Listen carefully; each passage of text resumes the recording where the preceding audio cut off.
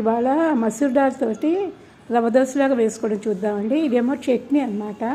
దానిలోకి ఈ చట్నీ చాలా బాగుంటుంది. కొత్తిమీరను కొంచెం పచ్చిమిరపకాయలు, ఇష్టమైన వాళ్ళేమో గార్లిక్ కూడా వేసుకోవచ్చండి. నేను వేయటం లేదు. ఆవాలను జీలకర్ర పోపు వేయించేసేసుకుని ఇట్లా గ్రైండ్ చేసుకుని పచ్చిమిరపకాయలు కొత్తిమీరని దాంట్లో వేసేయాలండి. వేసేసి మంచి పెరుగు అనమాట, మరి పొలగా లేని పెరుగు చూసుకోండి. ఆ పెరుగు గిలకొట్టేసేసి అందులో వేసేయాలన్నమాట. కలుపుతూనే ఉండండి, విరిగిపోకుండా ఉంటుంది, లేకపోతే విరిగిపోతుంది అన్నమాట. ఈ పెరుగు పచ్చడి ఇందులో బాగుంటుంది. ఇప్పుడు ఏంటంటే ఈ మసూర్ దాల్ని ఒక 2 నిమిషాలు పక్కన పెట్టుకుంటే చాలండి. కడిగేసి తర్వాత మనం మిక్సీలో వేసి 2 అల్లం ముక్కలు వేసేసి గ్రైండ్ చేసేసుకోవాలన్నమాట. దాన్ని బాగా పలుచగా చేసుకోండి. వీలైతే ఒక చిన్న ముక్క క్యారెట్ కూడా వేసుకోండి, కలర్ ఇంకా బాగా వస్తుంది.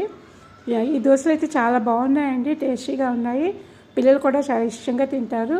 కాకపోతే నాకు ఇందులోకి ఈ పెరుగు పచ్చడి బాగా నచ్చింది అనమాట. అందుకని మీకు మళ్ళీ చెప్తున్నాను, ఈ పెరుగు పచ్చడి చేసుకోండి, చాలా బాగుంది.